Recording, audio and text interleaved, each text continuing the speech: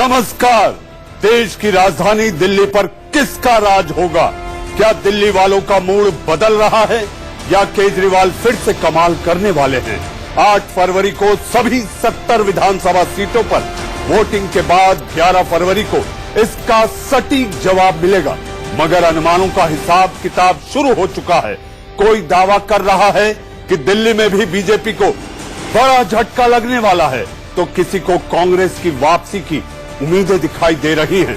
मगर दिल्ली में उम्मीदों की लहरों पर कौन सवार है, ये जानने के लिए हम लेकर आए हैं देश के 6 ऐसे पत्रकारों का ओपिनियन पोल जो दिल्ली की हर नब्ज समझते हैं, जिन्हें दिल्ली की राजनीति का हर दांव पेच मालूम है, जो दिल्ली में गरीबों की गलियों से लेकर सत्ता के गलियारे तक हर हाल जानते हैं और जिनके अनुमान की कई बार नतीजों की शक्ल में सामने आए हैं। तो आइए देखते हैं सबसे भरोसेमंद पत्रकारों का सबसे विश्वसनीय ओपिनियन पोल। जी हां, आज हम आपको ये बता दें कि दिल्ली देश का दिल, और आखिर इस दिल को जीतने के लिए सियासत के हर दल अपनी अपनी डफली, अपना अपना राग। जी हां, अपना अपना राग। तो इस राग की रग जानने वाले वो पत्रकार आपको समझाएंगे, बताएंगे कि आखिर दिल्ली पे कौन काबिज होगा। लेकिन इससे पहले कि मैं वो तमाम पत्रकारों में से एक एक कर सबको बुलाऊं, आज हम आपको ये भी बता देना चाहते हैं कि आज इन पत्रकारों का एक विशेष अंदाज में, एक विशेष तरीके से हम उनका स्वागत और आपसे उनको रूबरू कराएंगे। सबसे पहला नाम इस कड़ी में कोई है तो वो है अक्कू श्रीवास्तव।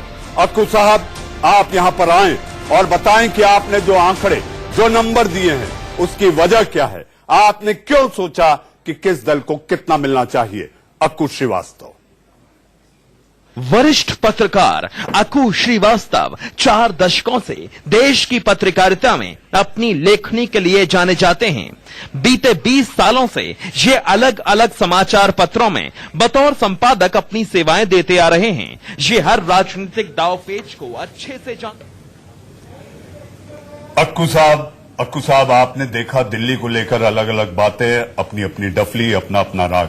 अब हम आपसे जानना चाहेंगे कि जो ओपिनियन पोल में आपने जो अपने अंदाज में आंकड़े दिए हैं, आखिर वो आपको क्यों लगा कि ये आंकड़े इस दल के लिए सटीक बैठते हैं? आपको उसके लिए एक तो पहले ये मैं साफ कर देना चाहता हूं कि अभी बहुत जल्दी है आंकड़ेबाजी में जाना, लेकिन फिर भी क्योंकि जाना था तो फिर जाना है। अखबार में और टीवी में तो खास तौर से हम सब लोग इसी के एक आदी हो गए हैं कि हमें कुछ निश्चित अपनी बात कहनी होती है।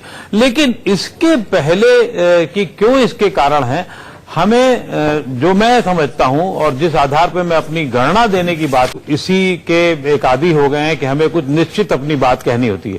लेकिन इसके पहले कि क्यों इसके कारण है, हमें जो मैं समझता हूं और जिस आधार पर मैं अपनी गणना देने की बात कर रहा हूं, उसके पीछे बहुत। अक्कू साहब, आपका मैं पहले डाटा जो है वो पूरा समझा देना चाहता हूं।